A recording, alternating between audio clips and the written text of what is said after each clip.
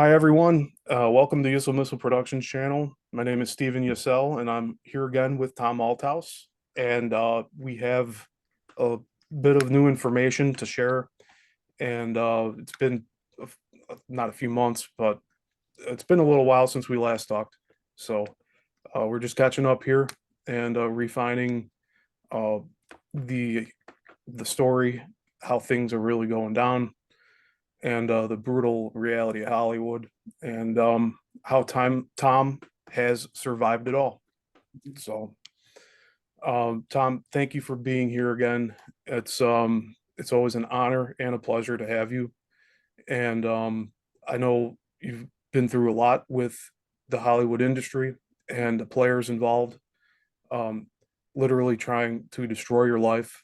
And it's it's a part of a bigger plan to mock God and forget about eternal life Mhm. after this one. And today we're going to dive into a lot of that stuff with um, just how things have developed over the past 30 years and how it continues to go to this day with um, basically Frankensteining Tom's script throughout the industry over these past 2 decades, 3 decades, if you want to go back to the 90s.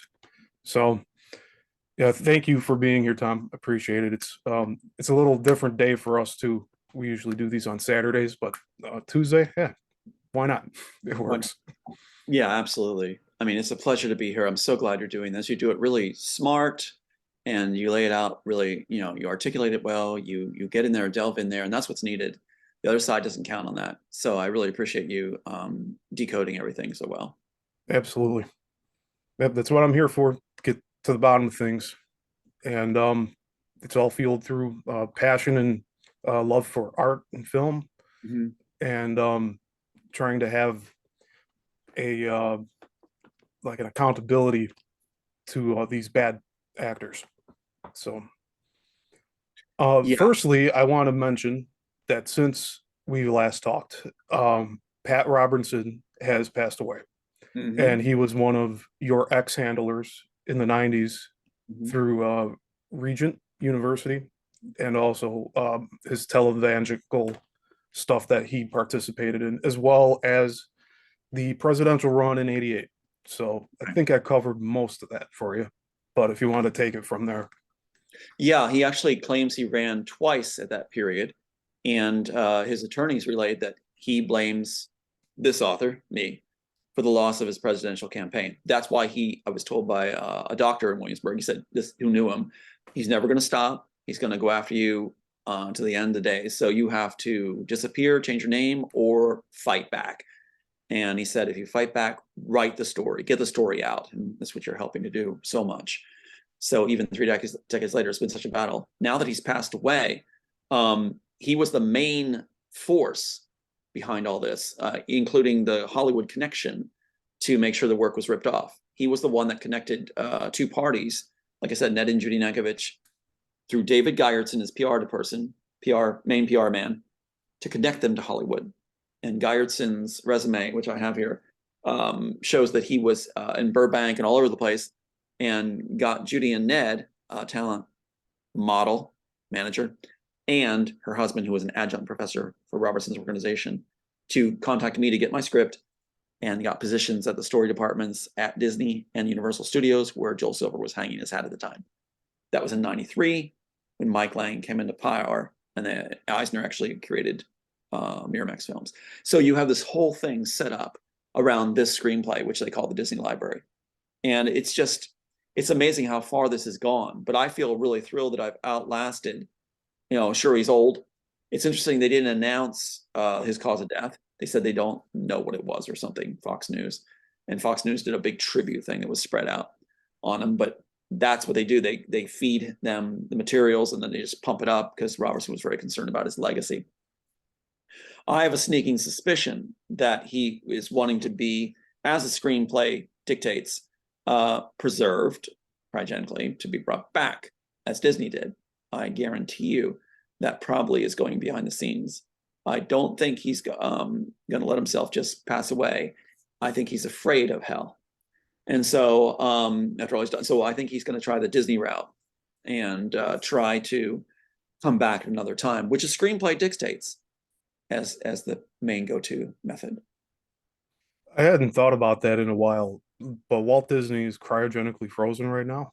Mhm. Wow. And I wouldn't be surprised if Pat Robertson was his bedfellow. Wow. Yeah, it's Scary thought. that fear is quite a driver, especially if you're not You're not a believer. if you're not connected with Jesus, basically. I mean, Yeah, that's about it. Robertson. Yeah, Robertson would want to beat death, just like the screenplay says, just like the architect didn't want to.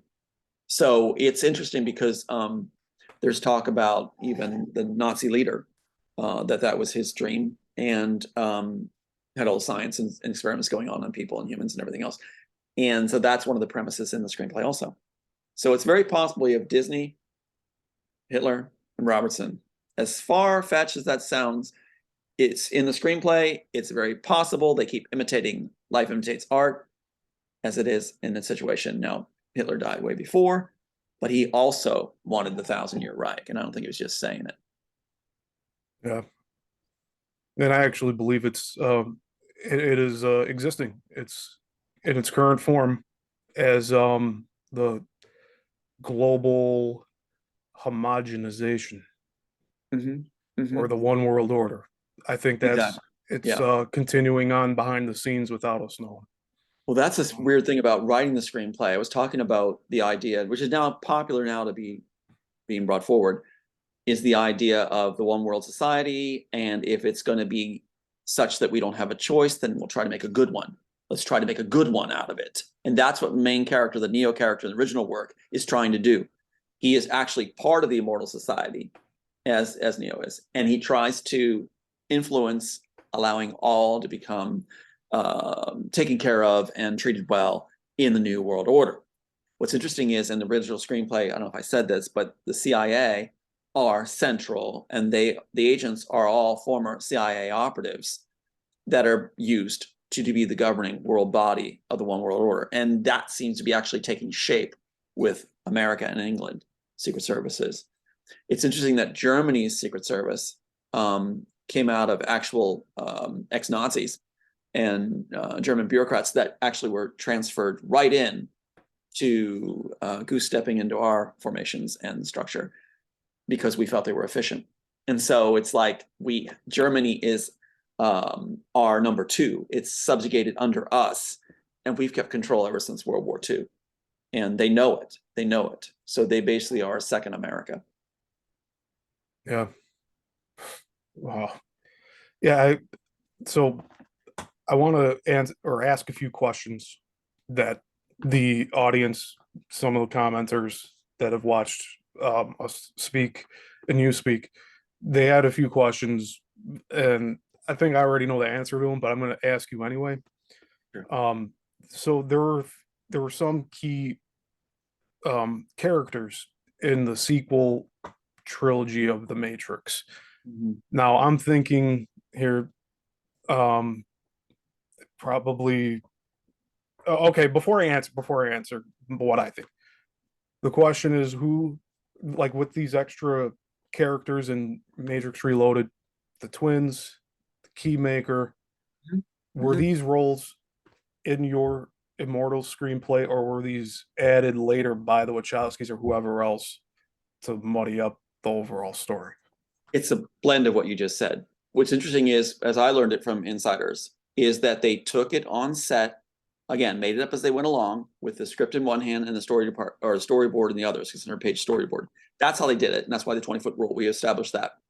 So these characters, such as the twins, the ghosts, what they did was they saw in the screenplay. If you look at my screenplay here, it'll say the Ghost Program. So when the Wachowskis hold this up or read it on set, right, the one that's preceding by the year, this is 1998 version. When they read that, they then get the idea for two twin ghosts in the program. So they're always muddying and drawing off the original work.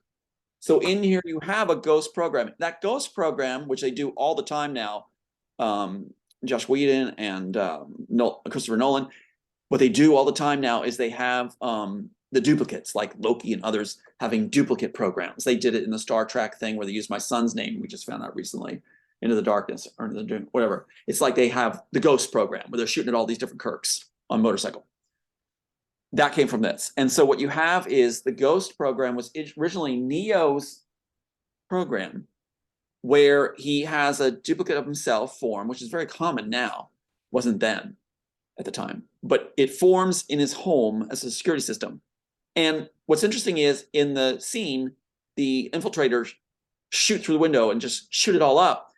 And it says that the Ghost program is touching its wounds like an inquisitive child because it's not getting hurt. So I thought it was really cool. They loved it. Okay. So you have different takes on it. Hollywood does different, since it's like a phone book to them. It's just like a chop shop phone book. Different takes. Christopher Nolan did a different one where it's like the cool motorcycle running all over the place with Kirk. That's his stealing of it, borrowing of it, using of it. The Wachowskis always basically have the dumbed down version mostly. The nonsensical, dumbed down, make it as you go, shallow mind. And so they have these twins that don't make much sense, that are like assassin twins that are, that's their version of doing it cool. Now, in their second draft, when they actually did write a second draft, what their attorneys deny they ever did, they had what I had. They had a duplicate program like mine, like my Neo, and it was being shot at and snuck up on and everything. So they copied it when they were trying to render a second version. But when they got a redo of my work, you said 1998 version, they scrapped it, their writing, and just went right off my screenplay and then made up as they went along, and it just became unraveled because they had a time crunch, because they were way behind budget, way over budget, way behind time, since they canceled all they were writing and went off the screenplay itself. And it was just a nightmare where people were arguing on set what to do, and they talk about that. So that's the Ghost program. What was the other one you mentioned? The Keymaker. Keymaker, I hate that one. Keymaker is their stupidity. I'm sorry to say it, but that's filling in a blank where they don't know to go because they're so off page, where they don't know how to fill in, how to get, with the architect in the core like the corridors without walls. Yeah. Yeah. In the original screenplay, The Immortals, what you have in this again, which they hate when I hold it up, you have agents coming through the walls as if ghosts coming through a wall. There you go with that idea of the ghost again. But this point, in mine, the agents are coming out of the walls, Now, when Neo is going into the program, he's using the memories of Smith downloaded, right, to enter the Cortex building. Now, they didn't do that part. They did the blending, but they got lost in the shuffle in the lifting of the work. And so they decided to simplify it and make it a key master, which is the most ridiculous thing. I hope people look back now and go, why? Why would you do that? It's not cool at all. A man with keys. And what's interesting, though, I'm glad you brought this up, Stephen, is that in the original work in the notes, you have my work where you have a best friend of the Neo character in the future who is afraid that if he's not needed or if he solves his problems that are required for him to work on, he will be terminated as an unuseful individual in the program. They say that at the train station. So what they're doing is they add that to the key man, and he says that he is afraid, I think it is, that he's afraid of being not useful anymore. Yeah, deleted pretty much, yeah. That's from my work. That's from my work from Neo's best friend. So see how they're lifting it and then moving it around and shuffling it. But a guy with the keys is really, I think, as the original author, a very stupid, bastardized version as they lifted it. Just like the train man from Ghost being stuck in. I would love to talk about in the future, like have it just laid out for people, short layouts of just some of the stupidest things they did. It pulled you out of the immersion of this, like beyond that their story is not their own. On top of it, they're putting stuff in to make the audience laugh and pull them out of it. Because plug in what they're familiar with. Yeah, train man from Ghost, the pilot from Mad Max, or Road Warrior. Like it's the same guy. Yeah, like and what? Did we talk about the bastardized version that they did of the Jack from the Neck being pulled out, being cut from the program. We talked about that. Mhm. Smith agent shows up wiggling his finger. Yeah, that's God. I hate that. I hate that. It's so ridiculous. The agent going. Mm-mm-mm. They didn't care about making a good movie. They cared about just getting it done to have the fame and everything Dino Laurentiis promised them. Fame, babes, money, you name it. And so what's interesting is their novel, we call their Bible, again, How to Make $1 Million in Hollywood Without Losing a Dime, is all about B movies. So they're not going to try.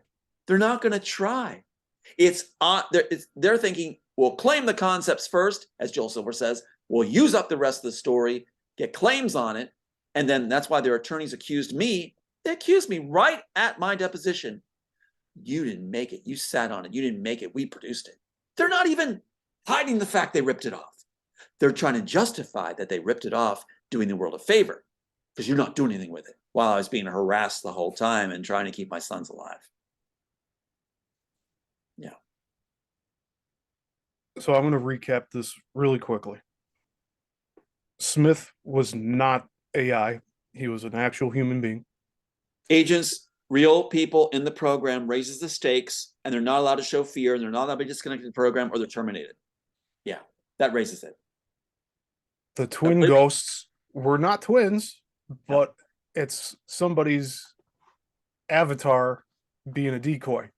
It is a security system. Or a security system. Yeah, in a way, to draw fire, and you get to get away.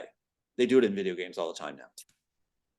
Yeah, actually, that's the concept is really intriguing, and I just wish I would have saw it on screen with your work first. Like that's what they say about using up the rest of the story. You know, they want to use up the rest of the story so no one comes and sees the work, and they're threatening that no one's going to come and see the work. I think people will come and see it. Well, I have a nice analogy. When people think of the movie The Thing, they think of John Carpenter's from the 1980s, not the original The Thing from, I think, like the 50s. Mm-hmm. So in my mind, there's more than a possibility that the Immortals will be remembered over the Matrix in the long timeline of things. Because of all the stuff with Hollywood, especially with the stuff that's not even come out yet. James Woods actually said something on Twitter. I'd like to screen share this with you. Okay. Just give me a second. I've got something to show you while you're doing it too. Can I show you this real quick? Yeah. Page 92. Okay, page 92 of the original work.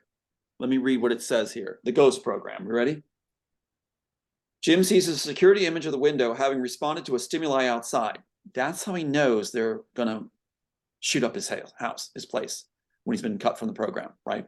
So that I thought it was pretty cool. He sees his image responding to a stimuli outside. Jim runs for the wallet picture of Juliet. That's what Mel Gibson used in Braveheart and other films. They used like carrying the picture around. That's what I had in my original work.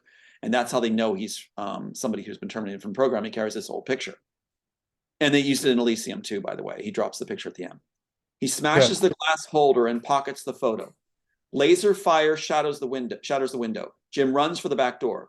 The security image looks like an inquisitive child as it touches wherever the shots pass through it. The whole house explodes from laser grenades. The security image disappears. That's the Ghost Program. And that's from what? 1992, originally drafted in 1989.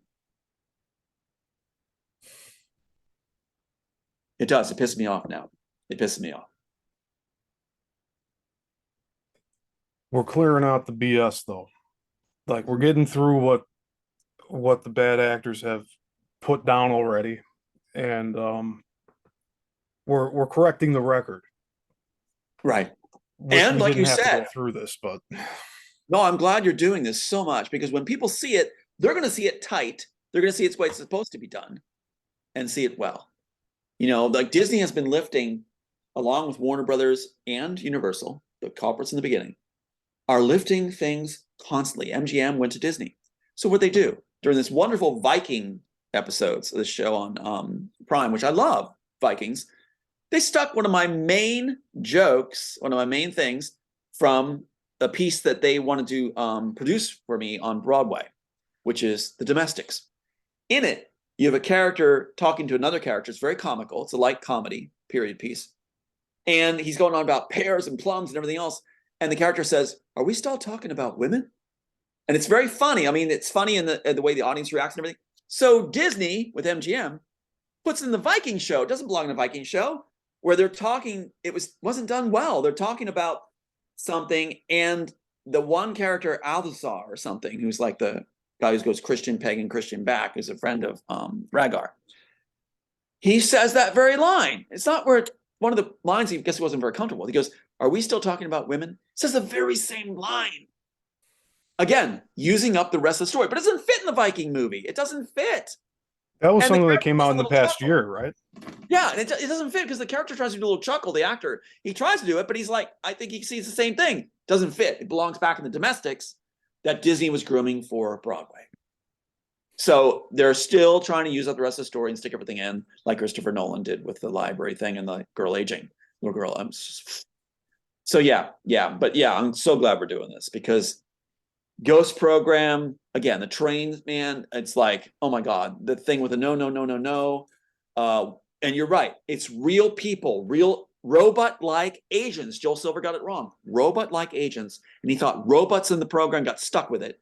And then, like we said, after I had all my notes and everything else, in Oblivion, as soon as my case is thrown in 2014, out comes robot-like agents with Tom Cruise and the assistant, his partner, the girl partner, named Julia and Jack, my sister and brother who's bought off by Disney. Yeah. Anyway, go ahead. This is more of a confirmation for us here. Oh, can you see me? Mm-hmm. All right. So this was a response to something that James Wood tweeted. So he says, James, serious question. As someone who has enormous respect for your talent as an actor, I'm curious, how evil is Hollywood? And this was on June 6th. So it was 7 days ago. So James Woods replied to this question. How evil is Hollywood? Whoa. Sorry about that. It's all right. I was flashing. That actually was plays right into this. Multiply your worst fears by 100. Yeah. So this that was weird. Well, you think of it. My image, so all my images went by, and then it went down to the one of the transvestites that was recruiting a little that kid. Was wild, and that wasn't intentional. No, that was not. No. There you go. So they're showing the control they have, and I do mean they do show that. They try all the time. And that went really fast too. I don't understand how that happened. But yeah, that's the whole thing though. That's it. See, it's like when you look at it, I've been thinking about it lately. Family bought off, bragging about the rewards. They come at you and they come at you. Trump's starting to say it now. Love him or hate him, he's saying the same dialogue now, that the FBI will come at you and come at you and come at you and come at you. If they fail, what they do, Stephen, is they erase the records, they don't let you have the body cam footage, they get rid of all the records, and then they come at you again. It's unbelievable how blatant they're operating. And it's like, man, that was crazy. I actually want to screen share that one more time. Like intentionally, that picture. Yeah, let's see it again because that was interesting. They showed that image at the end. Incredible. That's incredible. Yep. I saved that a few days ago too. So I don't know how it just popped onto that from the Twitter. Yeah. But that's what we're dealing with here. The bragging and the boasting. The bragging and the boasting. Yeah, that's all part of my calling, is to get them out. The ones that are doing the harm, and this whole thing where Warner Brothers' agenda for it needs to stop. It needs to stop. It's all about disrupting family and everything else. Yeah, the glitz and glamour of Hollywood's gone. This is all about the total destruction of the family unit. Yes. And trying to separate humanity from from this earth. Basically, they want us to merge with machine. And It, select who has the influence. They're very concerned about the influence of those that actually create creative work. They want to hold the market and the control of those that have influence. That's in the screenplay too. The architect makes that claim to Julie character, you know, that he wants to have, make sure to control the influence. see, And again, that goes to black sails. Yeah. this image here is disturbing to me, not only for the eyes, but the smile on the figure on the left. Oh, absolutely. But there's so many things going on in this picture alone. I don't have to explain it. It's all there. But Oh, that's absolutely. what we're dealing with. This is who we're fighting against, or people that are pushing this.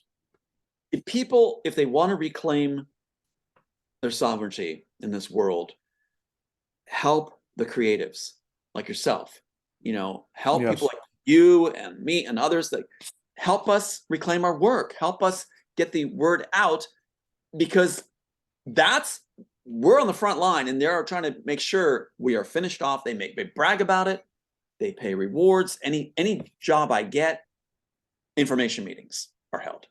Information meetings, they call it, fact-finding meetings, where you are then fired. No matter if they say like, well, we love you, you really do a great job, you're the least of our concerns, you're fired. As soon as those phone calls come from, well, Pat Robinson's gone now, but he was one of the main orchestrators of this. These setups where they make sure you don't have employment, you don't have housing, they'll contact housing managers, everything, to make sure you're destitute. It's that bad. It's that bad.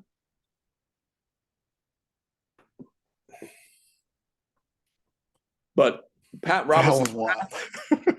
Pat Robertson's passing, that is so timely because he was never going to stop. He was never going to stop. And in fact, we in the screenplay, like I said, the first scene that was shot is dealing with his psych guy that he hired, the letter of instruction, to pronounce me crazy and dangerous. And it's interesting. My sister now uses that phrase, waving a gun around, threatening to shoot her, threatening to shoot my son. That comes from Robertson's personnel 3 decades before. It's like the same talking points. You can spot the people by the same talking points being used, the most outlandish ones being repeated all the time. That's one of the key things to watch for, to identify that they're in the circle. But yeah, They try to make the public fear guns, fear different opinions, and you combine those together with lies and makes people do pretty much whatever the controllers want them to do. and watch for the talking point. It's all lies. It's all lies. It's all lies. When a person's bought, they will say that phrase like a monkey. It's all lies. It's all lies. How can anything be all lies? It's like, Yeah. my God, that's supposed to be a blanket cover for everything, all the wrongdoing that they do. Then they try to claim, like Darlene Graves, the professor for Robertson, when this all started, we have a transcript of her saying about, law sees it differently about 5 times she says in this transcript, and how, yes, we did wrong, but, we're just protecting ourselves. That's the blanket thing they do. Besides, it's all lies, but we're just protecting ourselves. That's how they justify breaking the law viciously. They always go to that. Watch for that phrase. We're just protecting ourselves. That's their go-to. Even when they approach somebody, they use that justification in the approachment. But yeah. But Robertson's organization, there was so much going on there that I was privy to. And it's amazing how I came across these things. But things from Operation Blessing, things from the fundraisers, things from their donation slips. I could tell you so much about the inside of Pat Robertson's organization. And just What's Operation Blessing? Operation Blessing was one of his flagship things, where he got a lot of donations for announcing that he was helping people outside throughout the world with Operation Blessing. Even got a jet with phone nurses and doctors to fly out and whatever, he claimed. Operation Blessing, though, what was happening is it was a front. And they were actually giving medicines and things to drug lords, like in Colombia. We have a research paper that was done. Get this. The student was sent from Robinson's organization to belong to Colombia or whatever. He interviewed all these different parties, including pastors, people at the Operation Blessing centers, and he comes back with this report. Now, it was redlined through. by Robertson's staff, because in it talks about the pastors, like Catholic priests and stuff, complaining about the footage that Robertson has of only hands receiving shipments off the trucks at Operation Blessing that he uses at his fundraisers was actually the hands of drug lords. That's why you don't see people getting them. And so they were getting all this medical things, the drug lords. And the priests were talking about this in the paper interviewed. Also, Operation Blessing Centers was all about porn and everything else. They weren't even doing anything. They were just watching porn. This is in the paper. This paper ended up in my trash can at my house at Rockefeller's Group, Colonial Williamsburg, because the student from Robertson's organization wanted my housemate to have sex with him. She said no. He got so upset he threw his paper in my trash can. So I have the red line paper of everything that happened in Operation Blessing that's bad. Now get this. At fundraisers, volunteers shared with me that at fundraisers, the volunteers are given a room to receive all these letters and open all these envelopes, prayer requests, information being sent, help needed, and donations, right? There's a bin brought in, 2 bins. One bin, they're told, rip open all the envelopes as fast as you can, put the checks and money in this bin and throw out the letters. So all those desperate prayer requests are being thrown out. And Robertson's on the air as a bastard saying, give me the money. Oh, there's another person, give me money, more money coming in. Now, here's another part of it. On his fundraisers, get this, every one of his staff members are required as conditions for their employment, acceptance for employment, to give 10% of their income as donations to his fundraisers, so that he gets on the air and says, here's another $10, another $100 from so-and-so. That's his staff being staggered out, and all those employees to make it look like his fundraiser is booming and encourage other people to give, with a rim shot playing and everything else. What state was he based out of? Virginia Beach. Okay. Where the police were traded back and forth for him with the security guards, So they were allowed to get away with everything, including having the Virginia seal on their badge. That's a misdemeanor. If you call the Virginia Beach Police Department, as I did, they said, they put you on a special guy who says, okay, what's the complaint? This deals with Robertson? Okay, tell me, what's the complaint? They have their Virginia seal on their badges. They're not supposed to, as I was informed that was happening. Well, you can come down and make a complaint. We won't do anything about it. That's how they handle it. Same as Warrington Township. Now get this. On the donation slips that Robertson has for his donations that people give, it says all funds will be used according to Ezra 7, 17 to 18. All funds will be used according to Ezra 7, 17 to 18. Now, what's interesting is you can look it up. That's in place of we will, abide by the law, because they said the IRS, as far as the IRS and everything, they said we answer to God, not to governments. Okay, great, Robertson. So people are left thinking that, oh, they're going to use it biblically. They're going to be accountable biblically to the use of our donations, right? When you look at Ezra 7, 17, that'll cover it. It says, use the funds according to as they were given for your Lord God. Fantastic. Why not just stop there? But he doesn't stop there. He adds 18, verse 18. Why does he add verse 18? Ezra 7, 18? Here you go. You and your brother Jews then do what you see best fit with the rest of the gold and silver. Goes to his racehorses, goes to his travel agency, to his jet plane, to his limo service, you name it, he does it, to even his whores. So what you have is Pat Robertson on a donation slip, every one of them, including Colombia. A miracle happened. We're the only ones allowed in Colombia, according to the dictator. Yeah, because you're giving us to drug lords. Yeah. So on those donation slips, even that one I have, that very one, Nicaragua, it says Ezra 7, 17, 18. So that means it doesn't give an increment, does it? It doesn't give an increment of how much he's basically, you can give a dime to God's work and the rest of the gold and silver is ours. So out of $1,000, give a dime to God and you take the rest, Robertson. It goes on and on, from blood diamonds, interest in South Africa, to oil fields, in Texas, you name it, he had it all. And he was all about the money. So I would be very surprised if he was not had himself put into a cryogenic container. And he'd have the money to do it.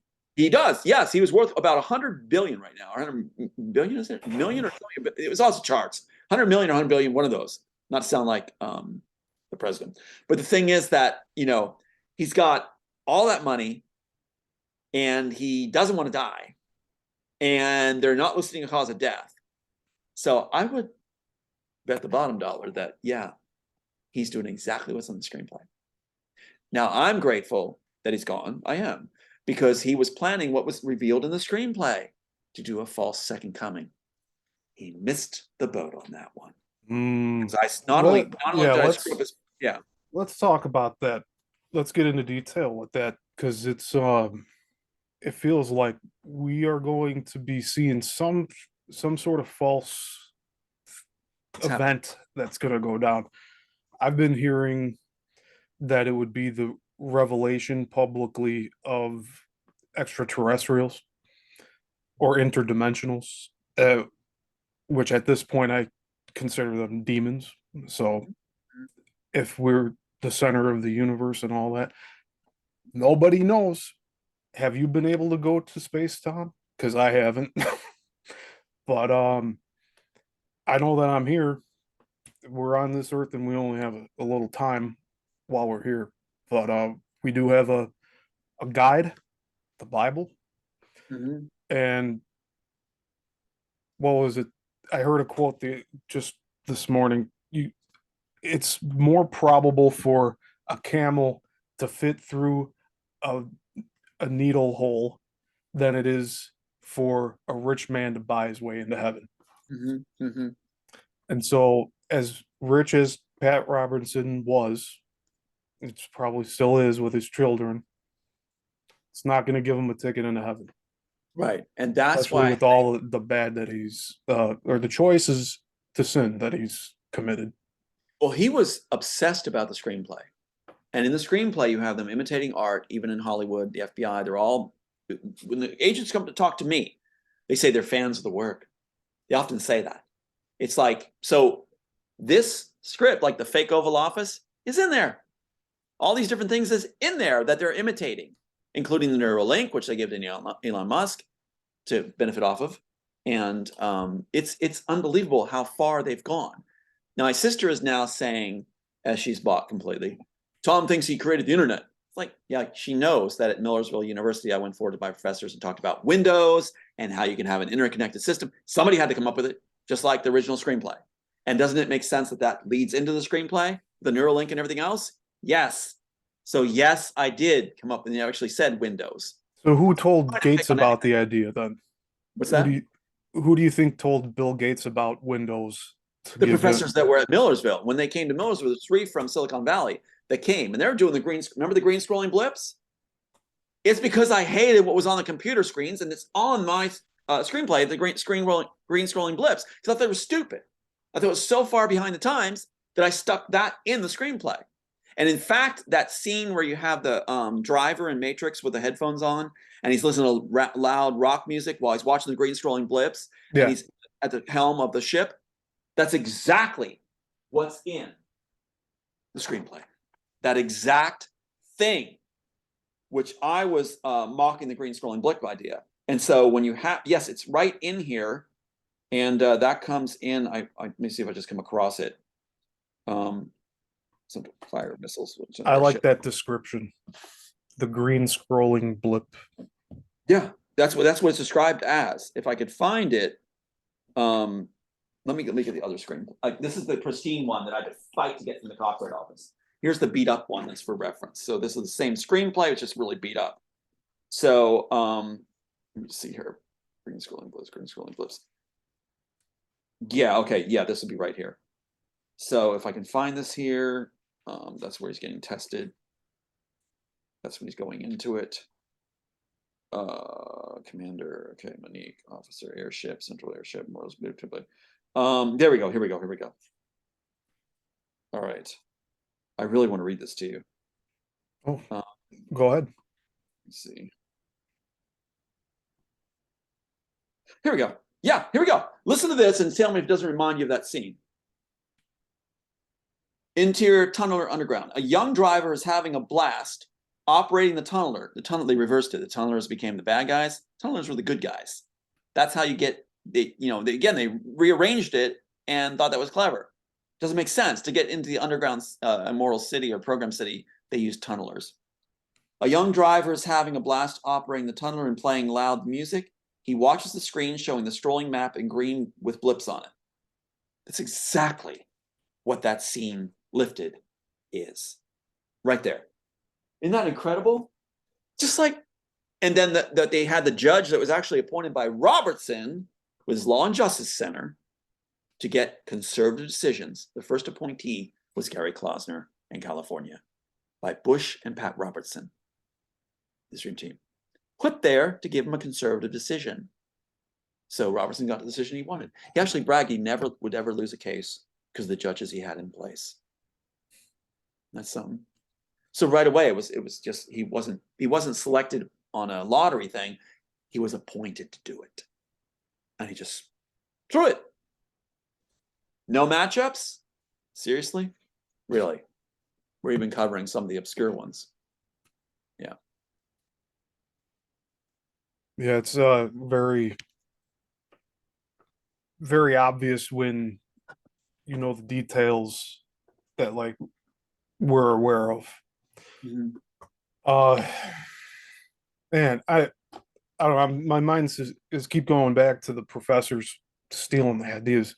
It kind of confirms my worst fears that don't share your most intimate ideas with your No, professors. no. Do not do it because they And will Joel, steal it. Some of them are still filmmakers. Some of them are still in the profession.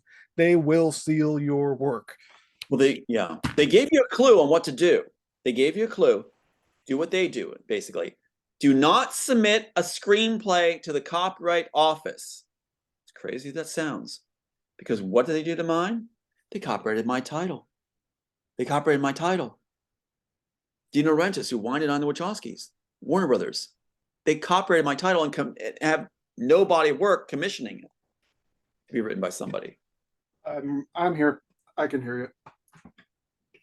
So yeah, so I'm just saying that what you do is you write a book and then do your work on the book once it's published. That's the best way to do this, is write your book and then do your screenplay after your book. Because that's what they've been trying to do, is in the ripoff process, they keep claiming books. Like I said about Oblivion, Joel Silver had scrapped the book after the case was thrown. He said they're not going to finish the Oblivion novel. Really? Because they wanted to make it look like they had a source material. So Disney gives it to him as soon as the case is thrown. He couldn't wait and said they're never going to finish the Oblivion novel. They don't need it anymore because I was destroyed. Quote, destroyed. So no need for source material, like they did with Ghost in the Shell, which was supposed to be the source material after they gave the Japanese director my screenplay. And in 1994, after the 1993 submission, he comes up with this little graphics and things to make it look like he had some kind of pre-Matrix thing, which was done in 94 off my work, just showing diagrams of Jack's the Neck, genderless people, everything from my work. Have you heard of, well, you probably have. Have you heard of the film Dark City? Yes, I have. I haven't watched it, but there were comparisons between The Matrix and Dark City, but I've never watched it. So well, that's the thing. They consider it free for all. And what you have with Crunchyroll with anime is how they're ripping off it, seriously ripping it off now. So they're ripping off the Immortals through Crunchyroll, which was at University of Berkeley created, and then Warner Brothers and Sony got a hold of. So they're controlling the pulse of what happens in the Japanese anime top market. And so Crunchyroll is doing all kinds of things, like Darling in the Franxx has all our stuff in there. Unbelievable. Plus the 7/2s on the clock. I got Darling in the Franxx, and I do intend to watch it to look for all the stuff we've talked about. So watch for that one where they pull him, they pull the main character, the girl pulls him through the gate, security gate with her. That's what happens in the Immortals. Trinity character pulls Neo through the liquid mirrors, which reform, and actually cuts part of his clothing off on the back because he's cut from the program. The only way he can go through is when Trinity pulls him through, the Trinity character, while kissing and distracting the doctor, guard pulls him through. That's what they put in Darling in the Franxx. Warner Brothers knew the Wachowskis didn't do it right by having it liquid mirrors pulled out later and just sticking it through. They didn't like it. So they used exactly what I had in Darling in the Franxx. Yeah. Yeah, I'm trying to look up a side by side comparison of work that I helped create, and then the reproduction of it like 6 months later. And this was while I was at Columbia College, Chicago. So go figure. Right, right. Yeah, I'll find it eventually. When I get it, I'll do screen share. So wild you were at Columbia, because that's exactly where, like I said, the honeypot replacement wife, Stephanie Tanner, was saying that her brother-in-law was from Columbia University and then went to be the lead intellectual property attorney for Warner Brothers, and was all corrupt. All his money, all his boat, home, mansion, everything came from ripping off writers. She talked about that. Found it. All right, you ready for this one? Go ahead. Oh, not that. This one. So the Wow. top image is mine. Oh my God. Bottom image is 6 months later, Breaking Bad finale. Oh my God. And the whole time during production, the crew were talking about how much my script felt like a Breaking Bad episode. Of course. Of course. My And God. I have like the date stamps on another screenshot of this, but this is the comparison. You can't tell me they did not rip this off. No, Frame, no. just the exact frame. Exactly. Everything Exactly is done. They copied my picture. But there's nothing I can really do about it, right? No, I mean, no. Well, not yet. Not yet. not In yet. the future, you will be able to, because we are going to. I hope it does a retroactive thing like 20, 30 years so that it covers both of us. Because like we're gonna do it. It's gonna happen. Believe me, it's gonna happen, because the whole idea, they're bragging about how much money we're worth, and it's like I said, the 1.2 billion, things like that. When we get a fair venue, when the documentary, if the documentary is done soon, we get a fair venue. That's one way. If the public sees it, they'll know the ripoff, and that will be court of public opinion. That's going to make a huge difference. And if we get name credit back, no, we want to form studios where we are able to help people reconstitute their situation. And I'm trying to advocate no statutes for corporations beating up on individuals and their family and terrorizing them. That there should be no statutes, because they've made it into a whole game of gamemanship and terror. So there should be no statutes when the big guys mess with the little guys. And when they have proof, there needs to be an allowance to let it come to light of day. We've got to allow the evidence to be seen, not be gamed out and blocked and provided people and thrown and suspended license and everything else. There you go. That's unbelievable. March 2012 and then August 2013. You cannot tell me that they did not rip my shot off. No, they absolutely did. Scene. Oh, absolutely. It takes place near the end of the film. Like this is the first time that the father is seeing his son again after the son was kidnapped. And the bottom one, it's a father seeing his son again from a distance for the first time again. The only difference is that the father on the bottom walks away. The father on top walks through the door, gets his son, and leaves with him. Oh, it's a happy ending. Right. This one, the guy on the bottom, he dies. He dies alone, and he was a drug lord. That's what they mean by using up the story. And they think that, now you can't do your work. Yes, you can. Yes, you can. So that's the thing. What I want to see happen is the audiences get an idea that there's going to be a golden age in film where we're going to reconstitute exactly all these pieces that were ripped off the way they were supposed to be. So you can see the heart and soul back in all these works that was meant to reach people and affect them. So that's what I think people will respond to that. Hold Yeah. your ideas close to your chest. I know, Tom, you were doing that. I'm saying this for my audience too. Mhm. It's just we need to hold our ideas close to our chest, because Absolutely. the moment we speak about them in the public to people we don't even know, this is the stuff that happens. Exactly. Exactly. Exactly. I almost want to get a typewriter. just keep Well, just keep that's what that I'm on the doing. side. It's like I putting am ink, not, I'm ribbon, and not writing everything. on computers now. I'm not writing on computers. And like I said, the 16 are buried, not even with metal screen, not even paper clips, staples or anything. And that's so my last son would be alive still, you know. So we're not stupid. Yeah. So See, yeah, I don't have like a patience problem. Like I've waited almost 10 years since this film to do my next one because of everything that's going on.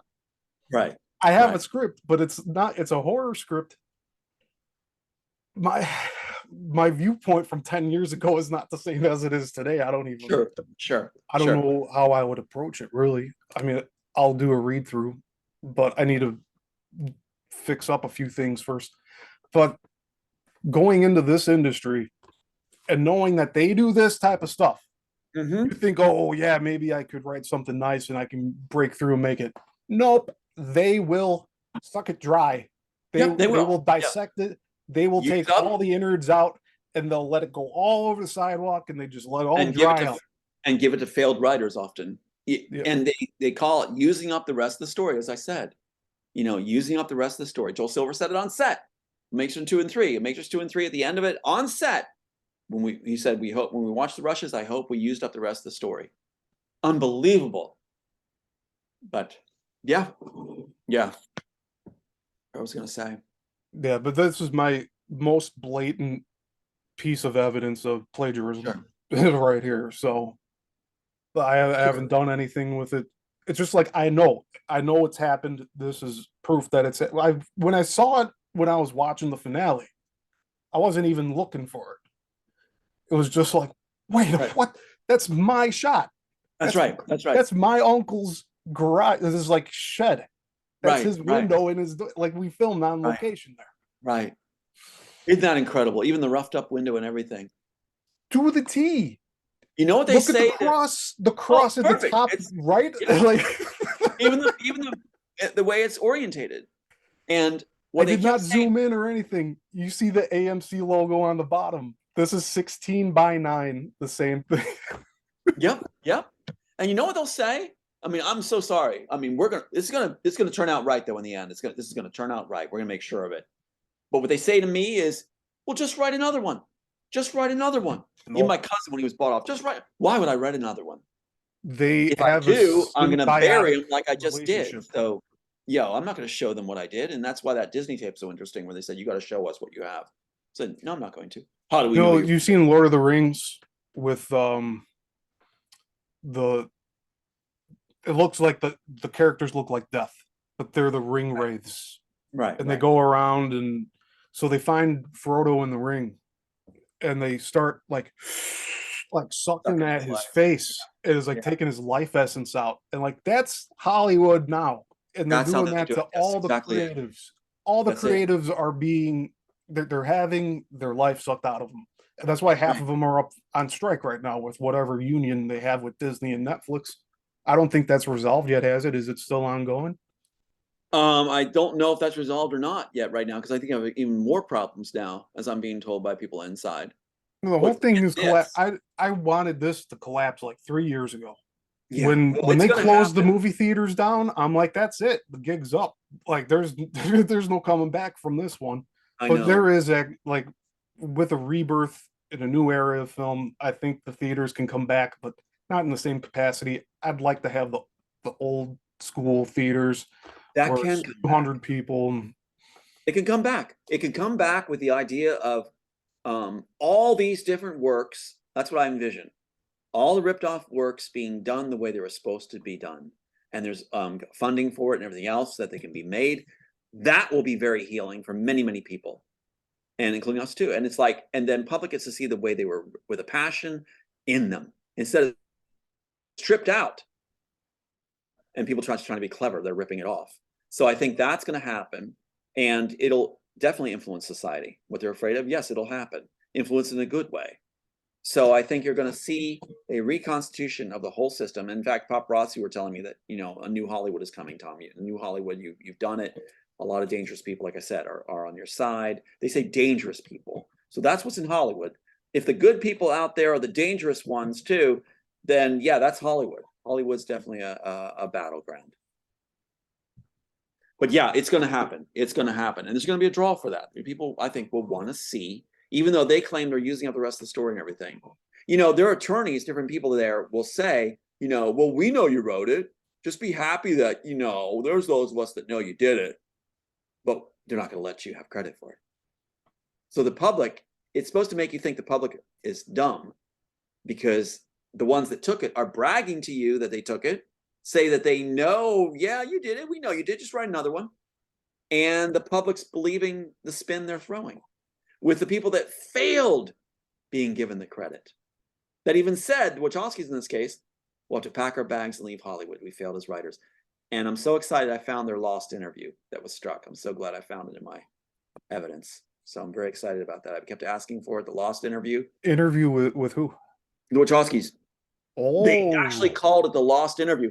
And the guy who wrote it, he framed it that way. He had actually interviewed them back in, like, it was 2003 or 1999 or something like that, way back when they first did this stuff. But they didn't release it. They didn't want it released. What is that? So he called it the lost interview and then released it later, right after my case is being thrown. So it was like a cover article. Then he says it disappeared again after that. And then he claimed, after it disappears, that when they're talking about, because this is the one where they say, the interviewer says, well, what's next, you know, after Assassins? And they say, well, we have Plastic Man and Carnivore. And then there's this pause. We hope to be given the Science Project. Now, the cover story that this author is famous is saying, not to find the article again for you, he's saying that, well, what happened was they were talking about Plastic Man or something. Well, they're not, because early in the interview that I have, you'll see them talking about Plastic Man and Carnivore. And then later they're talking about, we hope to be given the Science Project. They weren't talking about Plastic Man. So they were talking about the Immortals. That's right. So it was the reason they didn't release the article at first is because it's talking about how they want to do the Immortals. They thought I'd be never knowing and I'd be ripped off and dead. But change of strategy. What happens is they then have to get rid of the article, because it's like, yeah, but I have a copy of it. I have a copy of it. Across the pages. And that goes along with that Kate Chilton letter I think I told you about, where Sophia Stewart was wanting to show that she got the money from or was offered money from Warner Brothers, and they said they weren't going to give it to her after my case was thrown. So yeah, anyway, yeah. There's a lot happening. And with Pat Robertson dead or preserved out of the zone right now, regardless, that means all these people, including doctors, clinicians, lawyers, all the people that were afraid of him, because he was so hands-on with my situation. He was obsessed like David and Saul, I'm told, you know, that he was never, like the doctor said, he'd never let it go. In fact, the doctor that told me he's never going to let it go was destroyed and defamed, absolutely defamed, where they did articles on him, and because he realized, after seeing Robertson's letters that I have, that I hadn't made this up at all. It wasn't all lies. It was all true. And he said, it's just like the firm. You've got to write a page a day at least. Write this, reveal this, or you got to hide and change your name. He will never stop. He will never stop. So one of the accusations they have now is, oh, Tom thinks he's out to get him. But Robertson had that changed before he died to, oh, he thinks the Hollywood's out to get him. He wanted that changed because he doesn't want to be implicated anymore. It was getting too close. So in that interrogation scene, you have the Neo character actually saying, asking Smith, why are you doing this? And the Smith says, you were getting too close. It's very words. Wow. It's interesting to see the interrogation scene, the way they ripped it off the Matrix, and what we have. And it'll be great when it actually is filmed and shown, because that is the core one. It's the first one I wrote, the first one they shot. It's what they stuck all the information in, like even my fiance's birthday at the time is Neo's birthday. So you have all that in there. And what they did to muddy it and ruin it, like the face going plastic and covered up and like the mummy, Mhm. that in there was just stupid, I thought, because that's not what's going on. It is like the Mummy, isn't it? Wow. It's the And same with a same few figure. years of each Yeah, other too. yeah, yeah. Yeah. That's something. Wow. They don't have original ideas. And the bugging device is installed at that time in the interrogation scene. But it's not this spindly thing going like this. Just like in Elysium, the jack to the back of the neck, where they download the memories box, they Mhm. do a big box in the back of his neck instead of this little Yeah, mold. it's very like brutalistic in Is that design. covert? Yeah, how covert is that? Is that you're going to go in there with a big box in the back? Any security thing you pass through is going to be like, well, excuse me, sir. Can you imagine I could tape something on the back of my neck and try to go through security? And do you think at an airport they'd let me go through with a thing tapped to the back of my neck like that? Oh, a Just big screen on the back of it too.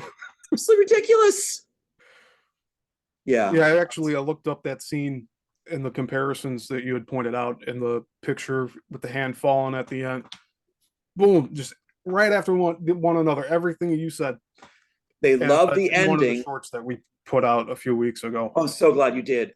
Because that's it. They were so stuck on the ending that they actually talked about the arguments on set. Where they're the only ones, Larry and Andy, that said, we want to keep it as it is. Why is there debate going on?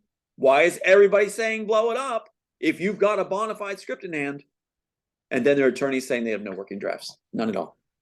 You know, it was kind of written on the wall, so to speak, when they brought Agent Smith back from the dead for the second film. We should like majority of audience should have caught on, but like, hey, come on, you killed somebody off, and then they did it again with the fourth one. They brought both of them back. They didn't even It's like, come try. on, it's just Yeah. I'm it's told too they much. didn't even try. They were just mocking the whole time. They were just they were so upset with audiences and everything else. They just thumbed their nose at audiences, just completely thumbed their nose at audiences, and mocked audiences and mocked me. And it's like that's what everybody Yeah, saw at telling me. That's it. They didn't care about having a story. They cared about making the money before we came forward. But just think of what's going to happen in the legal system when all this comes forward and all the original films are made and it goes through, because of, I mean, yeah, we're going to go back and look at, and it's going to be an open thing, class action, where all these things are shown, how much evidence and how much they harassed, murdered, blocked, destroyed, played, yeah, it's going to be fraud on fraud. And they're afraid of it. Their attorneys are afraid of going to federal prison. They've said so. Yeah, I guess. well, I think they're also trying to dilute the film pool by just filling it with crap with Netflix and everything. Like, there's so many choices that Mhm. it just kind of mellows everything else.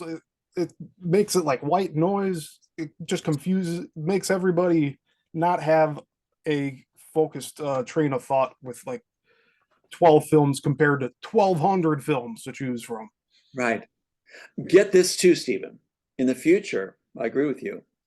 What you're going to have is they're already starting to do it. This algorithm formula Yeah. where you can extrapolate information from all sources and it'll come up with probabilities for different theories and thoughts and conspiracies. And what's interesting is this is also why they're eliminating court records, erasing psych records, erasing body cam footage, erasing everything, altering evidence, so that when these algorithms surface, it'll look like we weren't telling the truth. They're going to block every source possible. That's why articles are disappearing, records disappearing, Building 7's pulled. It's also for the future, I'm told, where you're going to have the algorithms searching. No one's home unless we stand up and get these things reconstituted and out there. The lost article is going to be seen again. And so is the screenplay. It's going to be seen again. It's going to surface again. And yeah. So maybe, And by the way, have you heard of the Wachowskis this month? This is supposed to be their month. Where are they? Oh, really? This is I know their they were running Matrix. I was told they're running Matrix a lot right now, trying to get more mileage out of it, more money out of it. the worldwide abomination to God's promise month. Hmm. Wow. So, sorry, I spoke a little in code there, but you know what I'm talking about, right? Yeah, yeah, yeah. Where are they? They should be front and center, promoting all of this, or is Target and Bud Light taking care of it for them? They want to get away with a theft. Now, Andy didn't want to be a part of 4. Keanu Reeves wasn't going to be a part of 4 either. They knew it was going to be bad, and they knew that it was risky because I was making a lot of noise about coming forward, and that was strategic also. Do you think they're staying in the background this month of June? I think because they don't want to confront you or I. They wanted to take the money and run. They wanted to take the money and run. So they don't. They have. So it's a done deal for them. They're over everything. They're just trying to. That's why they threw Matrix 4 out there the way their Bible says to. Their How to Make a Million Without Spending a Dime, basically. Their Bible, they call it. They wanted to just rip the public off. Cheaper the better, except for the jumping off of roofs. So if they're also obligated to do things for the studio that they don't agree with, but like because they made a deal to do it, they need to continue. What else do you think's left for them, or do you really think like it's done? They finished the job and now they can go off to Neverland. I have not released anything else. I kept it private, and it's buried. So they don't have anything else. Disney pushed me to release things to them. I didn't, for the sake of my son's life. And so what you have is they don't have anything else to use off of me. And that's why they push 2. Just write another one. But do you think that the studios still have punishment that's yet to be delivered to the Wachowskis? Oh, absolutely. I think it's contingent on if we succeed or when we succeed. So they're still having over their head that they put in all the information of the author. If they get away with it, and no one's going to rise up on all those things, including, like we said, the exact birthday on the clock, like we hold up from Animatrix and stuff. Yep. If they get away with it, and they achieve that the public is dumb, as they're claiming, then nothing. They'll get away with a reprieve. If the public catches on, and they go, wait, that's the author's exact birthday, 7/2/59. I've seen on clocks after that too, and there's his age 44. If that catches on, there will be a price to pay. There's always a cost when you're in the cabal. You're not to draw attention to the cabal. So it depends on if I survive and thrive, people like ourselves here, as we're doing this together, you'll watch them disappear. I guarantee you. I guarantee you. And that's even what my sister's afraid of, I think, is that's why she's making all this big thing about it. He's going to kill you. No, we're not. None of us are going to do anything like that. We're not going to. We're creators. But her biggest worry should be the cabal itself. Yeah, we just want to make our art. We want to make That's our art. All we want to do. We don't wave a gun around. We're not trying to cause any kind of hiccups or anything. We just love creating. We like nurturing. Yeah, it's just we kind of walked in. We literally walked into a crime scene, and it's now like, do we report it or do we pretend like it never happened? Exactly. And that's why they say, what was the crime they said I did? I dared to face them down. That's what they said. Dared to face them down is what they said back. But it's like my sister and like the brother and sister are like, they're like that scene from that old Invasion of the Body Snatchers, where the last scene where the guy turns around and goes, oh. She's like manic all the time, screaming, rage. He's going to kill me. He's going to kill me. I gave her a message. She didn't answer, of course. I said, no one's out to get you, Julie Zarko. No one's out to get you. I'm raising a son. None of us are interested in what you're doing, even though I think you're the center of the world. No one's out to get you. But doesn't stop her. She's supposed to say these things for that congressman, a lifelong FBI guy. So, and keeps saying she's going to get bigger rewards and bigger rewards. She's not very smart. Anyway, but no, I think the Wachowskis' upcomings is coming. It's coming. So I do believe, because we are going to succeed. Public's not stupid. I wrote the piece because I believe the public is intelligent, and I'm meeting more and more smart people, including yourself. I mean, oh my God. Thank you. Wow. I try. I mean, you do. You deliver. Yeah, you deliver. I mean, because so like impressed. There's so much that's going on in the world that just makes me like question a lot of things. Like Sure. I put too much faith in humanity, I guess. Like I think they're all like on our level with like talking about stuff, but I gotta I gotta step back and realize that like we may be on chapter 19 and other people are on chapter 1 still. So Exactly. I keep hearing like this is what people do all the time with me. They go, "Oh, my mind's blown. My mind's blown." All the yeah, time. I see this all with this gesture. My mind's blown. Oh my God, my mind's blown. They get so excited, but they're conditioned to lose their zeal later. It's like, God bless you, yeah, because it's like people go all excited, but they're conditioned or programmed to only do it for a short span. It's like no one has longevity for their excitement and childlike wonder. They've had a fast food diet as far as creation goes and creativity, it and is. they're used Yeah, to it. They're used to the fast food. They've lost what really nourishes them and the joy of maintaining that excitement and childlike wonder and thrill. I'd like to see that be returned, and these people that get bought off, like my brother and sister and cousins and all of them, they become a different being. They're like angry all the time, mania, manic, raging, delusional, paranoid. It's like they become this. That's not what humanity should be heading towards. So let's not use the reward system. Let's do the service system. And it's healthier to be a servant than it is to be a tyrant. And I'll tell you, yeah. So no one's out to get you, Julia Zarco. No one cares. We care about our children. We care about people. We care about life. We care about God, and we care about creating. So no, you're not. You're not. Although you want to be the center of attention, you're not in our world. No, Hayden comes way first, which is what I don't know if I told you about that Christopher Nolan Star Trek, where they have yeah. Hayden's So name. I Did I don't tell you about know. I think his brother is tagged as writing the script for Star Trek. So there's that? still a Oh well, connection with Nolan with Star yeah, of Trek, but course. yeah, But did I tell you about that where they put Aiden's name in as the no. main baddie? Yeah. What was it called? Into the Into the Star Trek Darkness. Yeah, that's Darkness. what it is. Yeah. Into the Darkness or Well, something. they have the character. Get the name here. When you write it down, or you take a screenshot of it. I have a screenshot of it somewhere.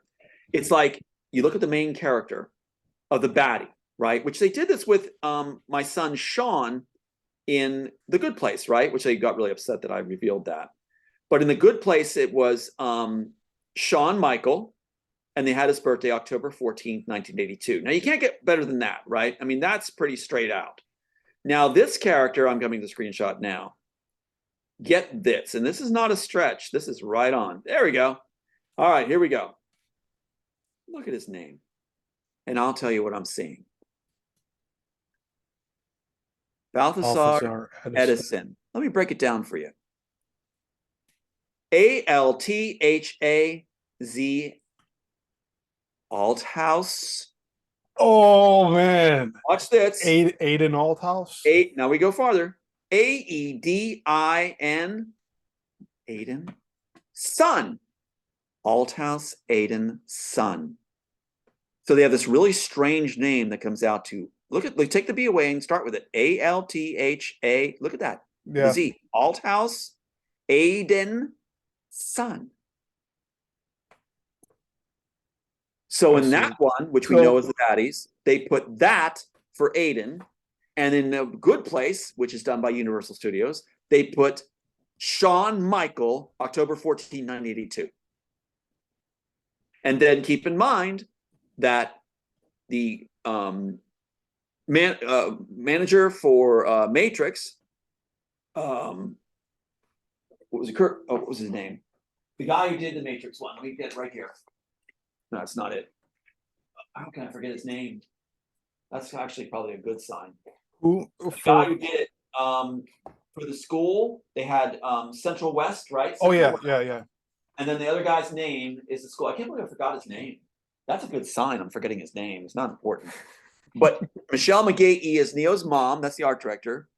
And then the other guy is the school. And then what they did was that same guy, who's also as a joke as the high school, is then being in like Jumanji, is the same production manager on Jumanji, and puts Brantford High as a school. And that's where Aiden is going to school at the time in Canada, Brantford High. It's the guy who was the high school in The Matrix.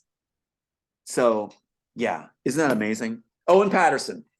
Owen Patterson did Matrix, production managing for Jumanji. In Jumanji, Brantford High, the same year Aiden's attending Brantford. Which While he was Jumanji? my high school in Matrix. Was it the recent Jumanjis? Or the Robin Williams 94 one? It's the recent one. Okay. Okay. It's the same year he's attending. Same I'm year just he's trying to attending. keep track here. No, it's the same year he's attending. Same year he's attending. Okay. So now what's interesting is there may be entry prior to, but the whole plan was to send us to Canada with the contacts there. That was all set up back in when the screenplay first went to Bonaventura in 1993. So Robin Williams one may even apply because they planned it out because they had what was it? Rios and Associates. Miriam Espinoza was Lenny Coco's relative, who's at the law firm that's going to be the handoff firm later in 2015 to throw the case. 2014. All those years later was all set up ahead of time, like Art of War. So the relatives there set up at that firm to hand off from Rankin, who has this suspended license, all classmates from University of Berkeley with Warner Bros. Lead attorney, all set up ahead of time, with the judge put in place by Robertson back with Bush. It was all set up ahead of time. See? And so they knew that we'd be sent to Canada at the end, and that's where Joel Silver would attempt to kill. And then my son he was doing the Altered Carbon series around that Altered time. Carbon, where he claims it's the greatest sci-fi concept ever. I watched the first. I saw the first season of that.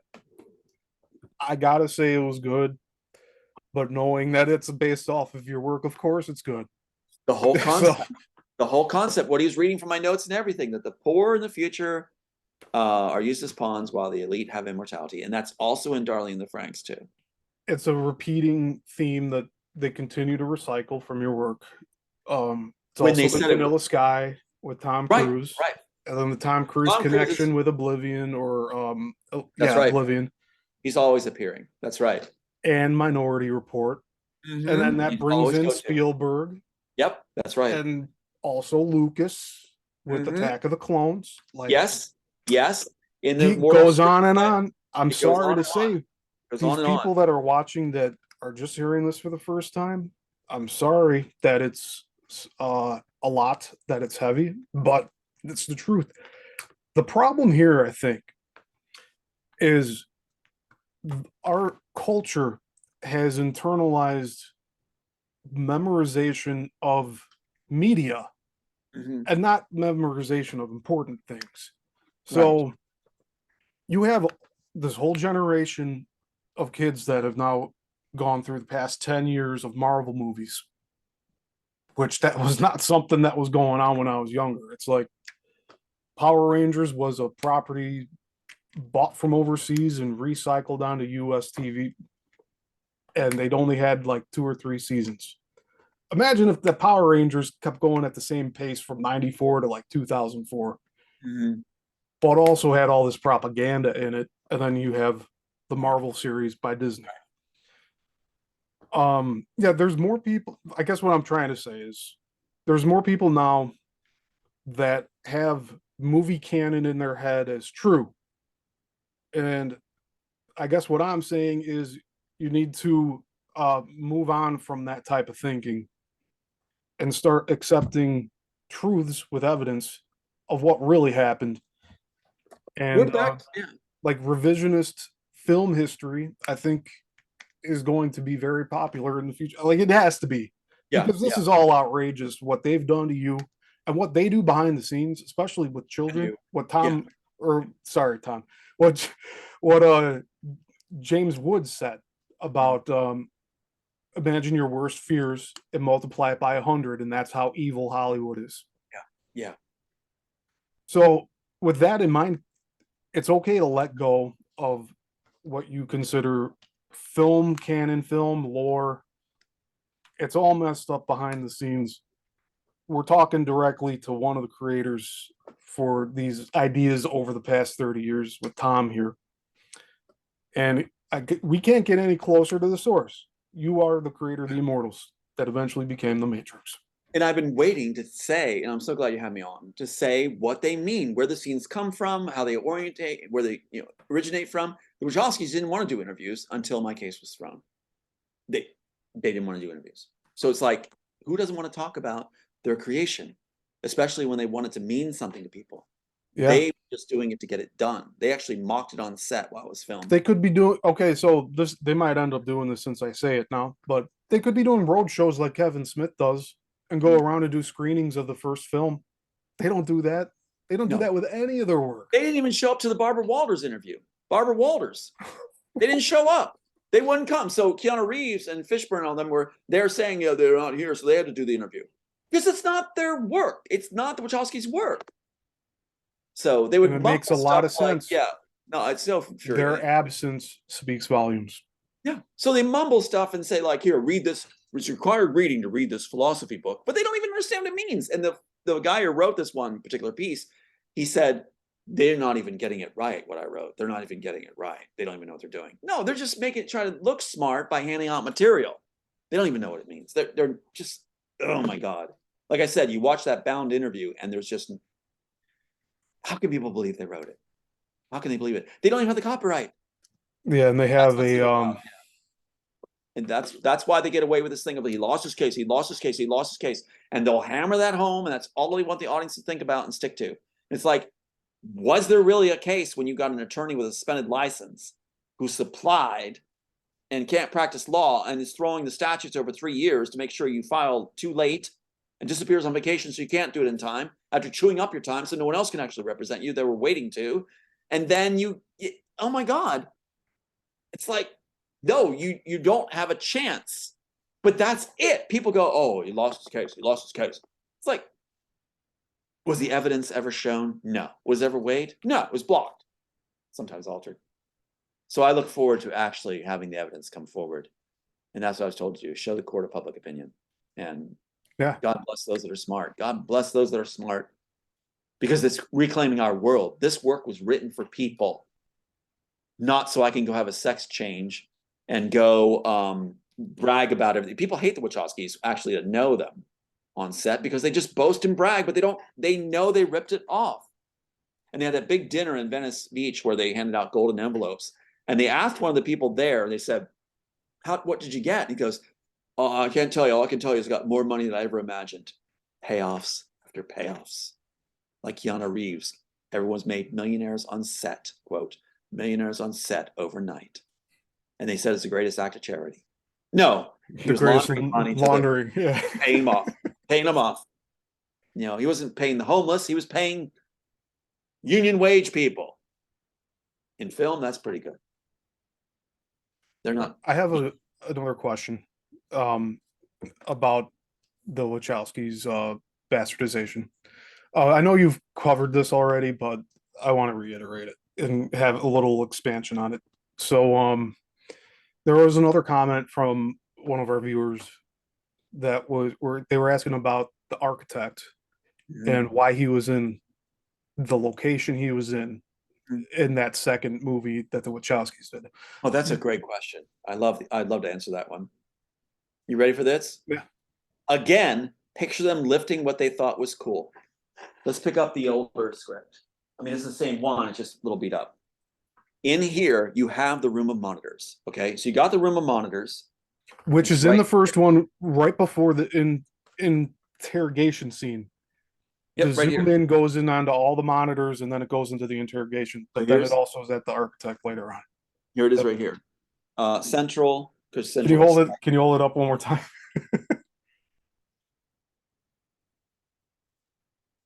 Awesome. So that's the room of monitors. 60 monitors to be exact in the original.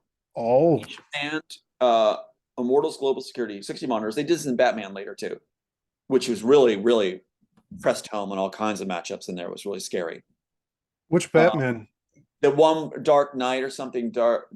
Okay. Yeah, that's where they really hit Nolan. It hard. That's Nolan. Hard home.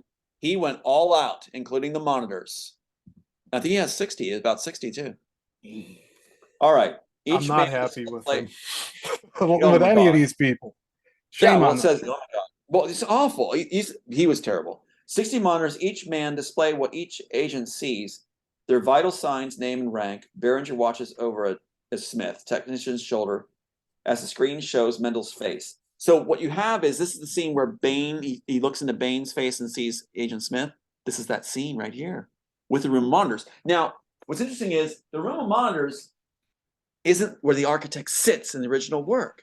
So instead of Neo looking Fixed at it. physical Bane and seeing Smith, it's the architect seeing Reese, but Behringer inside of Reese, or something, or seeing Behringer, but knowing that Reese Yeah, is controlling. Behringer Smith. Smith is seeing our Neo. Our Neo is looking through Bane's eyes to talk to Smith. In fact, it's actually his best friend Mendel. They took that out. So So Kyle Reese, he's or no, watching no, his not best friend Kyle talk. Reese. Who's Huh? what's the name of the Neo character?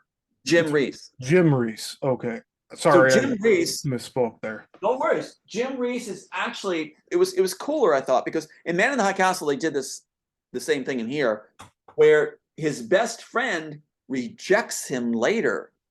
The scene matched perfectly. It was a great scene where you have a guy named Mendel, right?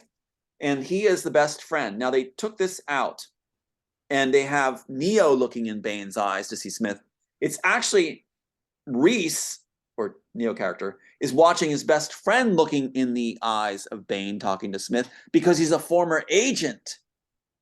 His friend's a former agent. Reinstituted later to take out Neo. That's how he gets into the Cortex building with Trinity unopposed, because the only one's going to face him is his best friend, now reinstituted to kill him. So this might be one of the best examples that you have of things being lifted and then applied differently in the work that they end up releasing to the public. As they make it up on set, yes, from their visual storyboard. Isn't that wild?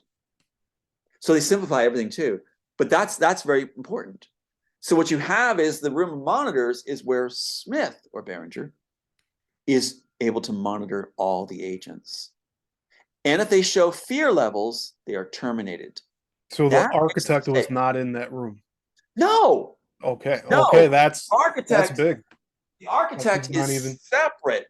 In fact, the architect, we don't see the architect at first, but we hear about someone very high up is making sure Neo, or Jim, is protected because he has plans for him to infiltrate underground without even knowing he's doing it. It's much more intricate. And so that's why we don't know who the architect is, but we know the presence is there. He's always interacting with Smith's character, see? And Smith wants to take him out, but he doesn't have the green light from the architect yet. The Wachowskis blew it. It just got so screwed up with the way the Wachowskis did it, they didn't understand the work. I was told by the people inside they didn't understand the work, so they simplified everything. That's why the only way they convinced the suits to let them have the work, after my fiance was taken from me, was to have a visual storyboard to simplify everything and say, oh, we're going to make it off a visual storyboard. And that's what Will Smith was shown, a visual storyboard, not a script. So that's why Will Smith turned it down. Yeah, and I remember hearing about the graphic novel, about how that's how they started it and all that, but not at all. There is nothing. There's nothing. It makes sense that that is what Will Smith saw, and like you said, they didn't have a script, and he didn't like that, so he refused. Will Smith didn't even see a graphic novel. That's right, because he wouldn't sit down and maybe a storyboard. Oh, so he's just straight up is like, show me a script or I'm not doing it, and they're like, no, he thought they were foolish and clowns because all they did, like Will Smith was talking about this. You know, they're talking about how cool it is. It's gonna be real exciting, and there's all explosions. And like this, they sound like idiots. I'm not doing it. That's how it went down. And the first choice was apparently Sean Connery, which really raises my eyebrows to why the hell. But then we find out more about Sean Connery later that I was just like, wow. Like the Barbara Walters interview with Sean Connery, you look it out, see it, check it out. Scary, scary, scary. So yeah, the baddies were revealing themselves through this project. I'm writing that. Will Smith is not supposed to talk Will Smith is a loose end. So Will Smith, I'm told, got shamed at that public event because he's a loose end. They had to down his popularity dial. Yeah, ain't that something? He was in the spotlight just for that short time with his wife, who's also in the Matrix. How about that? How about that? It, They didn't want them this talking. is like it's a bit frustrating, I gotta say. Well, what you're doing is you're laying the groundwork for everything to turn around. I'm serious. It takes diligence. And it I takes sure hope so, because you are. I'm putting You it are. all on the line here. It's I'm the not only way it making works. any money off of this. I know. It's It's the only way. The only way it works. They didn't count on you. They didn't count on you. I'm telling you, they didn't count on you. no, Count on because integrity. most of the time people don't want to shake anything up. They don't want to disturb the waters. They're They'll get afraid of excited losing like their this. jobs. That's why when you work for yourself, a lot more opportunities open up. Oh, absolutely, and that's gonna be the wave of the future too. And I'd rather create or make a job and not get a job working under these evil people. Exactly. I'm absolutely sick of having to be a subservient to a lot of other people who do jobs worse than what I do, and in a higher capacity role and getting paid more. And Sure. that's why I left, like, commercial, retail, all that stuff. I left it behind. Mm-hmm. And Good for you. it seems like they never take down their now hiring signs. I wonder why. Because they have people in leadership positions that don't know how to lead. And now we're Right. in this position where we are living in hard times. Exactly. Exactly. It's But we're like, turning it around. But I guess that's a good thing. And I'm thankful for you coming on here, and also for you pointing out that I'm helping turn things around, because I oh do my want to God. have a difference like that. Oh my God. When I think about it, it's like when I think of it's you that really are doing the job. You're really doing a job.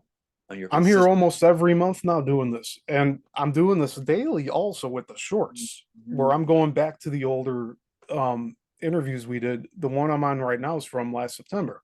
That's the second one we did. So we had Mm-hmm. a big gap. We went the whole summer last year without talking. So it was like May to September, but it was Mm-hmm. okay. There was nothing really Ruin. about that. No. So as we went on, it's like I noticed other people stopped interviewing you. I'm like, what happened? I Yeah, wasn't sure I what took was a going step on. back. There was so many people being approached, and I took a step back in the midst of it all. And because it was just like I figured I would just work with those that I really, really feel comfortable with, and that I can really speak from the heart. So those that have allowed that, I continue with. And if there was like kind of a politics in it or something like that, or get rich, then I wasn't really that interested. It's about the material and the Yeah. truth and God's And glory. I'm happy that you went on all the shows you did, because that's how I found you. Mm. Titus Frost, I'll say it again because that's how I Mhm. found you. But also Aquarius Rising Africa Mhm. with Chantel, very great person. Mhm. But I was mostly only watching her content when you were on. So Mhm. there's that too. But Interesting. now I get to speak to you directly, and I don't have to watch anybody else's interviews at this point, because I'm always catching up with you every time we talk. That's cool. Well, I get to be serious now. Before I was basically performing for people. They wanted me to like, Yeah, do it's things. I didn't I want to can entertain. see I how it wanted to gets be really serious. tiring for you too, because Yeah, you're it saying the wasn't same feeling good. thing over, like you're doing the introduction over and over and over. Mhm. Like Mhm. you're just skimming the surface with that first interview. But here Didn't like it. we're in part 8 right now. Like we're Yeah. deep in to this, Well, that's it. and There's so much to it, and they intended to be so much to it, and you are dissecting it and getting down that rabbit hole. And that's so incredible because they don't want any of the shreds of evidence out. And to present it in shorts is absolutely brilliant. It is the right way. It yes, is the right way. because And what you were saying earlier, people are looking on their phones, scrolling through, looking for videos, and your stories are popping up almost daily on TikTok. So that's that's a good perfect. thing. See, we And are in the matrix. We are in the matrix where people have, like you were saying it very, very eloquently. It's like they need to now rethink apart from their conditioning. So they have to come out of that matrix yeah, mentality. forget everything that That's you've right. been taught. and take the and actual start good learning pill. new stuff. Yeah. Yeah. It's the blue pill, the good pill. They need to take the one instead of the red pill they've been pushed. Yes. So yeah, it's time to take the blue pill. So the sapphire one. So yeah. Actually So yeah. wore this today because of that. I chose blue today because I love it. blue I love pill. it. I got a very dark blue on it, or bluish, but yeah. Well, this is great. This is really good. I really appreciate what you're doing. Yeah. Immensely. Also, how's Aiden doing? He's all Thriving. right? Yeah, he has no family contacts at all. They cut him off completely. His own mom never ever contacts him. You name it. And the cousins all not doing it because of the sister who's touting all her credentials. And yeah, it's amazing. So, but he straight A's, gonna go for soccer again. Plays the piano. Was That's great. jazz band. He's high honors society, pals. He's just come through. Now he's going to tour the college he wants to go to and go into engineering. And he's like, Dad, don't worry. I'm gonna make it. If it works out, that you get your justice and truth comes through forward. That's great, but I don't want you to worry. I don't want you to worry. So it's really sweet of him. So he's amazing, absolutely amazing. And That's it good just to blows hear. my mind that kids come up to him at school and go, maybe it's because all the different ones being done, or maybe it's TikTok things too. But it's like, Yeah, it might be. yeah, maybe so, because kids come up to him at school a lot. He said, and just like he didn't know how to respond exactly, but they're like, yeah, your dad. So it's like, and he maintains the same mentality we have, but it's like not about popularity. It's about truth being out and making a better world. And the piece was actually written to give glory to God. So that's what really is infuriating, that they stripped that out and then mimicked it and made, like, the Wachowski's putting that shot of Neo with a gold cross on his arms out is a Oh mockery yeah. thing. It's to Yeah, mock. it is. And then Absolutely. the cover for the Christianity was that Keanu Reeves goes on and does that horrible thing. People, I don't know if how they realize how dark he really is, well, the signs and everything. But he's going like, the Matrix. The Matrix is Judaism and Buddha and this and it's this and it's transits and it's that and it's Christianity. It's this. He doesn't answer the question. He's just going on trying to sound cool, naming all these things. That's the cover for the fact that it has Christianity in it. Isn't that incredible? Yeah. They always are covering their butts. So yeah. But thank you, Steve. Yeah. No, you're welcome here anytime, and you know that. But I love that you're doing the monthly thing. I think it's great. I think there's things happening all the time, and well, yeah, I'm down. look what happened since the last time we talked. Pat Robertson I passed away. That's a know. Oh my huge deal. God. Huge. Huge. That was the man who vowed, who was obsessed, that said, I screwed up his presidential campaign, even wrote the book that said that he was going to win, that God told him he was going to win. And so I was the antichrist to him, or protected me that way. Dangerous, crazy, going to kill people, da da da. Monster. Contact any job he has. Let everybody know. Contact any loved one. Yeah, now at least for the time being, if he is cryogenically Yeah, frozen, yeah, his yeah. energy is not negatively affecting any of us anymore. Oh, seriously. But I confess, I mean, I'm not a killer, but if I walked by a cryogenic tank, I would spill a cola. Yeah. Or unplug it from the wall. Pepsi thing. Yeah. Oops. I guess they got to cross their fingers to make sure that EMP doesn't hit Earth and wipe out all our tech. There you go. There you go. Yeah, that would throw a little. Unless they're 2 steps ahead of us and they're underground. Yeah, I would imagine. I'd imagine. But that's the thinking now. The whole thing is cheat death, beat death, and It seems to be a common theme with them. They want to cheat death and play God. Right. And what is Joel Silver claiming is the greatest sci-fi concept, or Netflix? The very premise of beating death through immortality and longevity. They're doing it. They're doing it. And you see the downside already. Like, it speaks for itself in the material, in the films that they put out. Altered Carbon, the guy wakes up. He has no connection to the present because of how many years have gone by. That's a miserable existence. Yeah. Like, that would be like somebody from the 1800s coming in like today and being like, they wouldn't want to stay here. It's so backwards from how they grew into their lives. Right. So no, it's I don't know. It's a more complicated thing too. With are we living shorter lives compared to the past where we lived longer?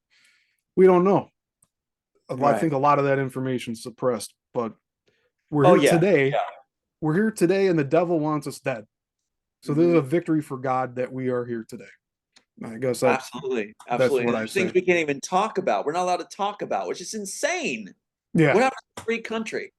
And it's like we can't even talk about why a lot of us are alive today because of choices we made under incredible pressure that we made the good choice anyway, and now it's known that we made a good choice. Where before we can say anything, we still can't say anything about it. yeah. Anything about it. Isn't that incredible? That's Nazi For Germany. people with all egos, that they can't stand that. They have to brag about all That's the what things that's they consider good. they But bragged all the time. They brag all the time.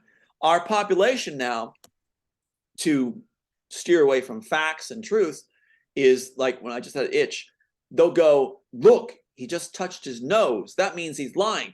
Watch his shoulders. Look at his eyes. They look evil. Look at his hair. He probably gelled it or colored it or something. It's like, no, no, no, no. That's what they're doing now. They're throwing out all these things like, look at what he did. He touched his nose. What about um, looking at the facts and the evidence? What is going on that everybody feels they're super sleuths? It's just look at the facts. Look at use critical thinking.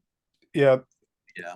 for Yeah. anybody attacking Tom and his appearance or his speech or his body Yeah. The language, same mumble. like you need to get past that because here we are talking about stuff that's gone on for the past 30 years. There's going to be misspeak. There, like I called Jim Reese, your Neo character, Kyle Reese, because in my head, Kyle Reese is Terminator, or the guy who made the Terminator Oh, in, okay. in the Wow, that's story, interesting. Yeah. Kyle Reese. So also, I wonder if Sophia Stewart claimed to also make the Terminator franchise as well as the Matrix, just to cover her ass for Uh, Reese being Neo in the Immortals, that's interesting. That's interesting because the because it's all original name, yeah. when I first wrote it back in like when I was writing 1989 through 1992, I had Barrett, Barret was the Neo character. Oh, And that changed to Reese. So I don't know why that would be interesting, but maybe that's something interesting to some people. But Barrett was the original name for Neo. So okay. yeah. You said you changed the name of Reese later on. Yes, yes. I Okay, changed it. I readapted it when I was okay, at but I Colonial still Williamsburg. think Yeah, 99. Sophia could have seen that connection and used that to her advantage, Well, and of also course. because Yeah. you wouldn't think, or I'm sorry to say that way. I would not assume that Sophia Stewart would be allowed to go onto all of these major network news stations and claim she's the original creator of the Matrix when if it's true, that would never happen.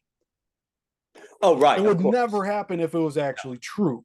Right. Right. But That's right. You'd because be it's blocked. supposed to be a divert attention away from you, Yes. that's why it's allowed. That's why No she was allowed blocking. to be out there. Yeah. Even fake a runway with somebody else's Academy Award Yeah, shots I was and talking about. Yeah.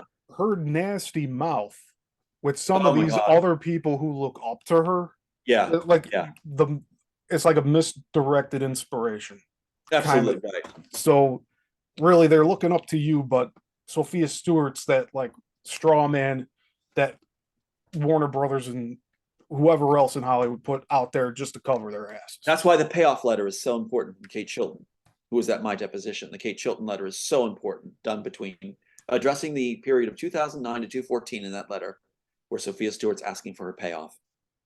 Well, her case was thrown in 2005. 3 years, 4 years later, she doesn't have an appeal. So it's like, from what I understand, so it's like 2009 is exactly when they started playing me, informing me my stuff was ripped off, to 2014 when it's thrown. That's when she is offered the money, is 2009 to 2014 when she's supposed to handle me, and she did handle me. And so at the end, she's asking for the money, and Kate Chilton's saying, "Nork, we don't need you. We don't need to give you the money because you're not needed," basically, because the case is thrown at that very moment. That's why the Kate Chilton letter is so important and so stupid that Sophia Stewart posts it, because she in her arrogance, company's called All Eyes on Me. You know, her company is All Eyes on Me. writer, producer, director. There's an ego. She was trying to show her public, listen, I'm offered money by Warner Brothers, even though she didn't get it. But that was for blood money. That was for the period exactly when I was handled, 2009 to 2014. Yeah. Yeah. It's a stupid thing to post. I'm glad she did. And they say it's on Pacer too, but who looks at Pacer? So now we have it. What's Pacer? Pacer is the court records thing you pay for if you want to explore court records and things like that. In your case and everything else, you can pay for a Pacer account. Okay. Deals with documentation. Not that they're going to stick everything in.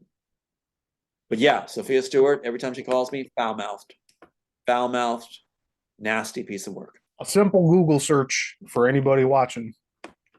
You can find some of her emails that she sent to other hosts for shows where she's dropping the N-bomb, everything you can think of. And she's saying it to other people like herself. So they take failed writers and they use them for their ripoffs. They did that with Wachowskis and Sophia Stewart. Exactly. And what is she doing? Plagiarizing the Bible and what was it? Bible and Star Wars. That's what she's plagiarizing in her 30 to 33 page. She calls it a manuscript. It's not even a screenplay. It's 33 pages of scribbles. 33 pages of scribbles. I think that's going to be a title for one of the shorts coming up. That's awesome. I've been putting like little quotes at the beginning of the videos. I love it. And certain ones actually just take off like nice, like wildfire. It's great. Nice. You're amazing. I so appreciate you doing this. We are going to see the light of day. Yeah, and more people are hearing your story, and that's the whole point of this, is to have more people hear the truth. So it is getting out there. Your message here today, this will get seen by a few hundred people in the next few days, but once it becomes shorts, it's going to be thousands of views. So that's right, and that's exactly the way to. It's brilliant. You're a genius. That's exactly what to do. And we're going to see the light of day. We're going to see the light of day at the end of this. And you're just saving factor. What you're doing is just amazing. Amazing. And you're showing me there's still heart in the world. That's amazing. Yeah. You know, demons are real. I'm going to say that much. If you think that there's bad in the world and there's no good, there's no God, there's something wrong with you. Like, if you could see that there's clear defined evil and you don't believe that there's good in a God, there's cognitive dissonance then, because the whole concept of good and evil comes from God. Right. And what's their take on it too? They claim that everybody's evil, everybody's bad, so they can get away with what they do. Yeah. What's interesting is the original work, and the original screenplay I held up, original Immortals.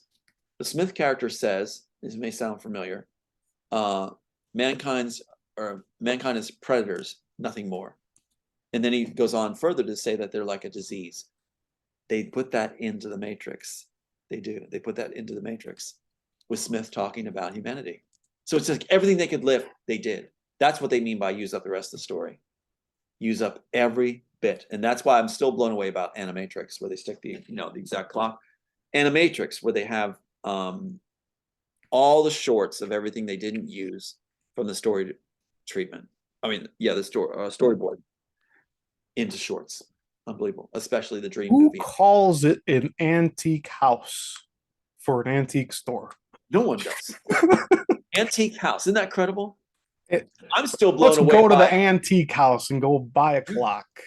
And then when I was shown for the main villain in Star Trek, that one that was done in Canada, of course, Balthazar Edison, Althae. Oh my God. I was just like, wow. Aiden clearly there. Althouse, Aiden's son. And that's some pretty sophisticated and advanced cryptic messaging that they're playing around with on their part. But that shows how serious they are with doing this indefinitely, as far as I know. They are so into anagrams. It was a right name, anagrams. They did Man in the High Castle too. Man in the High Castle. What was that chilling quote that the Man in the High Castle says when he's in prison with Smith? He says, "For God so created the world that he gave his only begotten son, Tom. Yes, look it up. When the man in the high castle is imprisoned by Smith, and he's doing the things like Piper's son, all this stuff, doing all his ditties, and then he lays it out right in front of Smith. For God so loved the world that he gave his only begotten son, Tom. Meanwhile, they're calling me the Antichrist. Isn't that incredible? You just look up the that phrase, and it'll pop up probably for you. Yeah. And then look at the name of It's the man. John 3:16. Albazar, whatever. The name of the man in the high castle is a mix of Althouse and Anderson. When you look up the name, they actually name him a mix, just like they do with the Star Trek character. Can you believe that? Again, they do it. So that's how far they've gone. And then they have the audacity to say they're fans of the work, that Hollywood is the ones that knows it's real, that, yeah, they know it's my work. Even their attorney said it. Like, that's not even a misspelling or like a word cut off. Like, you think, oh no, Tom, you're making stuff up. It says tomorrow and it just cut off the rest of the words. No, it says, for God so loved the world that he gave his only begotten son, that whoever believeth in him should not perish, but have everlasting life. Where is TOM in there? It's not. And here they had groomed me to be on the inside, to be the leader within the cabal. Disney, Rockefellers, Robertson's Group. So did they explain to you what role they had prepared for you to Originally, play? I was to be the face of the Christian Coalition, which was then run for president.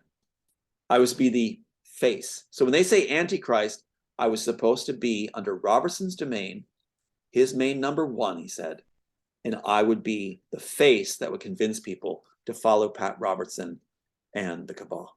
Did they know what ticket you'd be on? Like Republican. Republican? Okay. So was it going to be 94? Is that what they were prepping you for? Or 1988. 1988 when it was going down. 88. Okay. Yeah.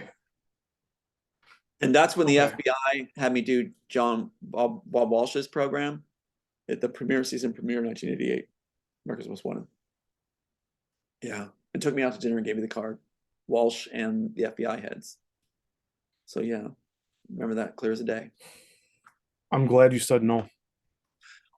That's the interesting thing. I said no. Like I said, Jerry Falwell's guy, the pool boy, said yes. So that's why he's covering for Jerry Falwell about the homosexual stuff going on there. But for me, I said no, and it shows you night and day what happens to the person that says no, what happens to the person that says yes. Jerry Falwell guy profited off of that stuff by sleeping with his wife and him. He wasn't just sitting watching.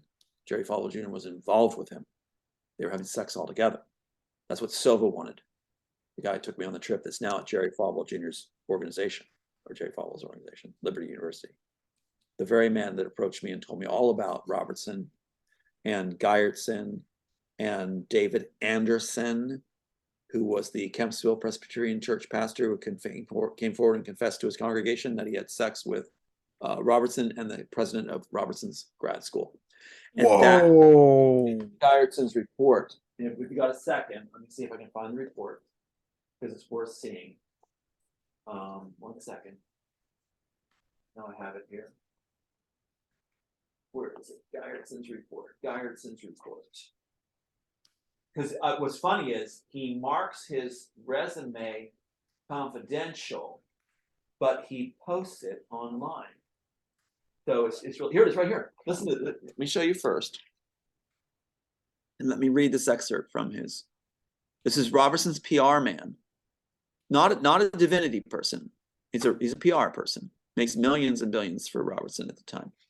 Here's the entry. Ready?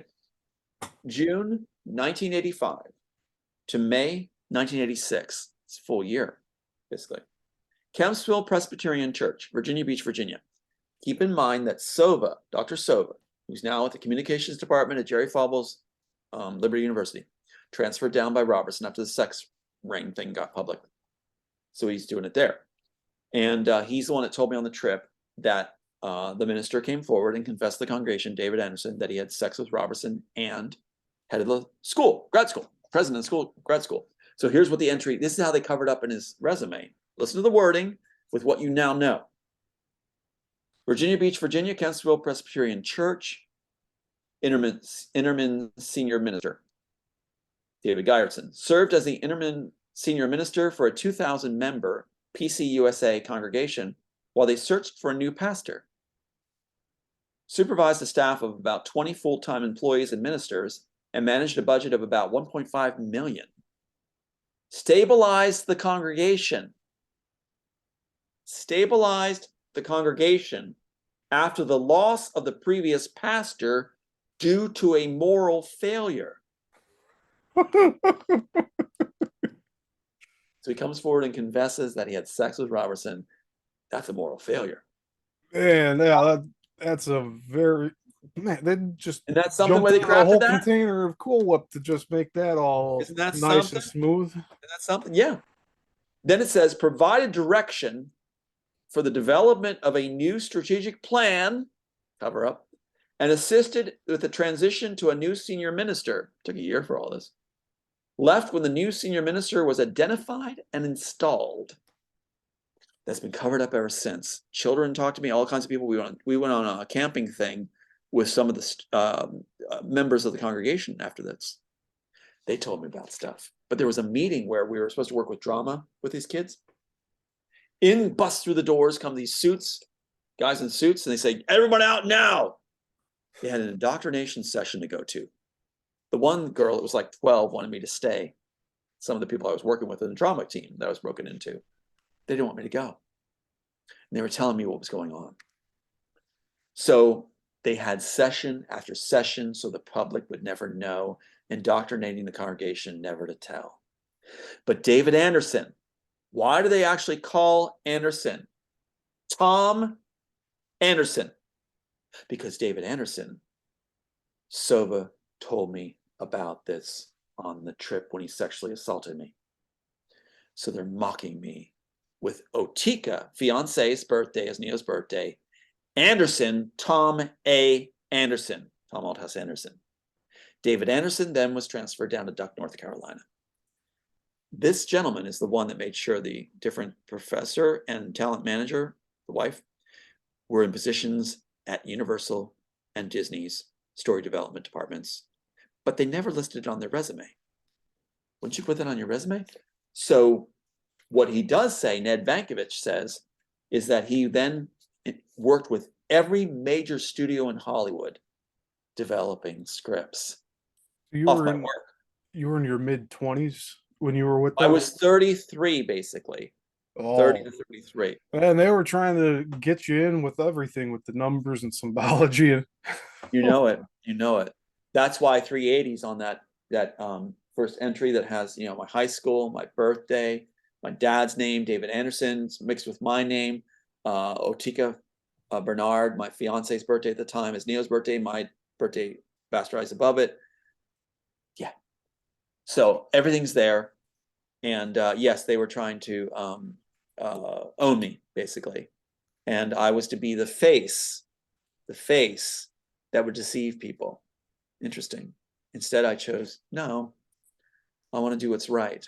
I fear God more than I fear them. yeah, so do I. Which is why I'm able to do all this stuff that I'm doing. Yeah, which I don't care about their responses. And honestly, I haven't gotten any responses from the people we've been talking about. And there's the open invitation to speak to me, Andy, Larry. Yeah. Anytime you guys want to come over here and chat. I would love to compare notes. You know what their attorneys finally gave me for discovery? They never gave me really discovery at all. In the malpractice, what they did was they just copied my screenplay off multiple times, sent it to me on a disc, and said, we gave you thousands of pages of discovery. You just gave me my screenplay multiple copies. I think I'm a little surprised that like higher ups beyond Wachowski's, like Joel Silver and all of them, like those players haven't like reached out to like correct the record even, because they did that by throwing the case. So they're figuring that the ends justify the means is what I was told at Robertson's organization, also with Hollywood. So they feel that the ends justify the means. So if the case is thrown, they're hoping that people will not use their brain and just go, oh, he lost his case. He lost his case. It's like Yeah. idiosyncrasy. Like I said, I've had a idiosyncrasy. few comments on TikTok Yeah, that they push mention that. about They the push case that. being thrown. That's they push. That's all they push. And the answer is, we shown that graphic. It's like he has a suspended license. He ran the statutes out, made sure it's thrown, and played us completely. He has suspended license. Didn't tell us. Yeah. So the case is gone. That should be noted with, you know, oh, we lost his case. That's their simple go-to thing when they want to shut it down. Yeah, and then they also ask, like, oh, why didn't you get your own lawyer? And this, well, We tried. The your lawyer supplied. your wife at the time supplied it to you, right? That's right. Who worked And you for didn't know Mike she Lang. was working for them. So Back to Mike Lang on my birthday and left her son when the job was done. Mike Lang. Harvey Weinstein's boss. So yeah, if they just go the extra foot, an inch, they'll see that. But they get out of the matrix. They get out of the matrix where they're being fooled by these guys that really are afraid, super afraid, and they're yeah, to save the lives. real They're Matrix saving are these. lives. Yeah, like the real Matrix is Yeah. this Hollywood film lore Mhm. that has been presented to the public as like, yeah, this is our film history. This is who wrote this. This is who directed this. This is why this person did this. This is our museum of film, and this is Hollywood. And this, no, no, no, no. That's Hollywood is the Matrix. Well, that's the The funny thing. Hollywood In the is the future, Matrix. yes, they are. In the future, everything's going to be known. It's going to all come out, and they'll know what happened at this time. And it's like people are going to be like, my nose, people are going to be like, you know, okay, looking back on it, going, these people said, oh, he lost his case, lost his case. It's like, didn't they look any further? Is going to be the question. Didn't they actually look at what was going on? It was right in front of their face. Yeah. Look very simplistic. If you're, very simplistic. if you have that spark of life in you, and you know that something's wrong, and not everything's adding up, but like you're hearing stuff that's making sense here, like go further, dig further, discover the truth. The more you research, the more you concentrate your time on one task, the further that you will get with finding the information that you want. In this case, the truth. And the critical thinking too. The critical thinking, instead of being linked with deep players that they hire, like Sophia Stewart and the Wachowskis, you can see how they talk. It's like you get to be with the actually multiple people like ourselves that create. And it's like, again, Tom Cruise and Valkyrie. They have the guys before the judge, the Nazi judge in red with a swastika behind him, going like, you have been you're sentenced to death. He lost his case and they were shot at the firing squad. Is that so they are bad? The Valkyrie guys were bad that tried to stop Hitler? Because a judge that's like Hitler's judge said, you lost your case? It's like, it really needs to switch around. They've got to prove Hollywood's not as, they can't get away with this. They got to show Hollywood they can't get away with this. Yeah, and it's like they put these traps everywhere for us so that if we talking point, snares, traps, you name it. It's as long as I can tiptoe around religion of other people's religion besides my own, if I can tiptoe around that, and then also if I don't talk about like certain events, like YouTube doesn't want us talking about current events on the other side of the world right now. Right. And I can't say the name, but I can say it, but I want to keep this channel intact. Yeah, absolutely. So that we continue to do this. Well, that's the thing. I ask people, you know, use critical thinking, push aside their talking points. And when they'll push it, and they'll have guys that are hired to come on and push them too. Push them aside and be proud of the fact that you know the facts and that you're some of the first that actually know it. That would make me feel proud, you know, is that, you know, and you're also keeping even children alive. My son's alive, they said, because people are getting it. So God bless those that get it and aren't just stuck on it's got electrolytes, like from idiosyncrasy. You know, it's like it's got electrolytes. You know, it's like that's what it feels like every time. God help me. So yeah. Anyway, thank you, Steve. My God. Yeah. No, thank you for being here. And yeah, we'll do this again soon. We'll try again in another month, right? Love it. That seems to be the timing. Seems to be perfect. So well, perfect. Yeah, it would be right after Independence Day. So all right, we could talk about our our festivities and stuff at that point. Sounds really good. All right, my friend. Well All right. done. Yep. You take care. You take care too.